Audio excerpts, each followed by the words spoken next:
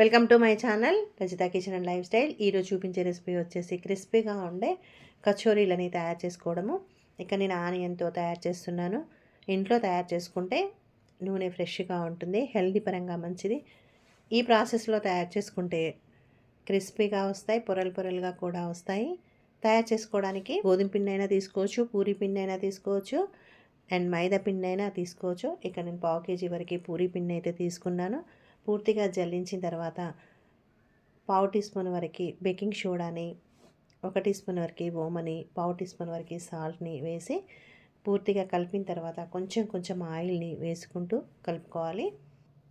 ఈ విధంగా తయారైన తర్వాత కొంచెం వాటర్ని యాడ్ చేసుకొని పూరీ పిండిలాగా కలిపి అలా 1/2 అవర్ వరకు ఉంచాలి.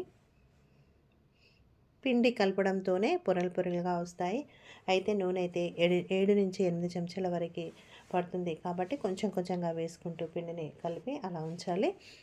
ఇప్పుడు ప్యూరీని తయారు చేసుకోవడానికి 4 ఆనియన్స్ తీసుకుంటున్నాను. అదేవిధంగా 2 టీ స్పూన్స్ సోంపుని, 2 టీ స్పూన్స్ ధనియాలని తీసుకొని మెత్తగా కాకుండా కొంచెం రవ్వలుగానే గ్రైండ్ చేసుకోవాలి.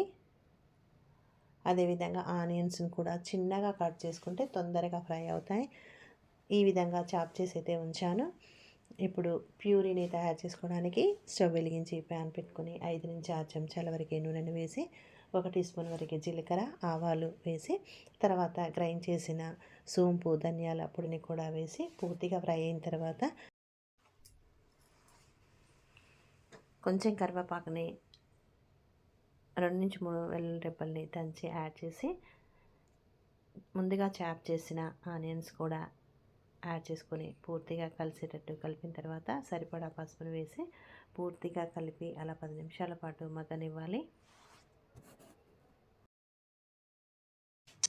ఈ విధంగా ఈ కలర్లోకి వచ్చిన తర్వాత 1 టీ స్పూన్ వరకు సాల్ట్ని, 1.5 టీ స్పూన్ వరకు కారంని వేసి పూర్తిగా కలిసే విధంగా కలిపి చిటికెడంతా గరం మసాలా పొడిని కూడా వేయాలి.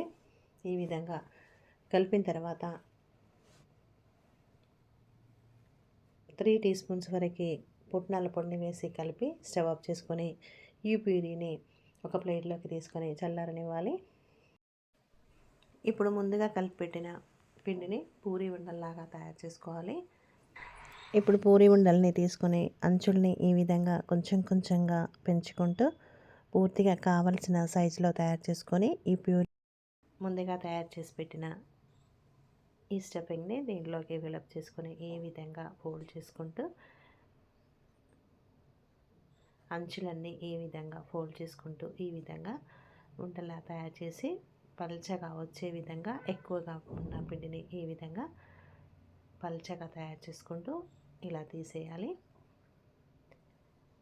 అయితే పిండిని ఎంత ఎన్లార్జ్ చేసుకుంటూ పల్చగా తయారు చేసుకుంటామో పూరీలు అంత పొరలు పొరలుగా వస్తాయి, లోపల కూడా బాగా ఫ్రై అవుతాయి. ఈ విధంగా తీసుకున్న పూరీ ఉండల్ని అన్నిటినీ ఫిలప్ చేసుకొని ఈ విధంగా తయారు చేసుకొని ఫ్రై చేసుకోవాలి.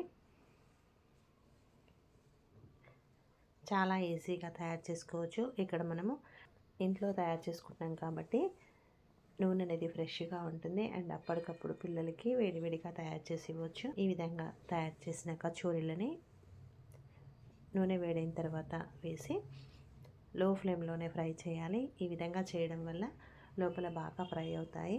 ఇదే టైంలోనే కొన్ని పచ్చిమిర్చిని కూడా మధ్యకి చీల్చి ఇలా వేసి ఫ్రై చేయాలి.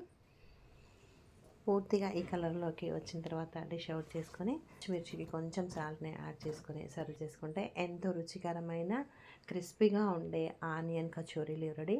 మీకు నచ్చితే ట్రై చేయండి, లైక్ చేయండి, షేర్ చేయండి, సబ్స్క్రైబ్ చేయండి. Thank you for watching.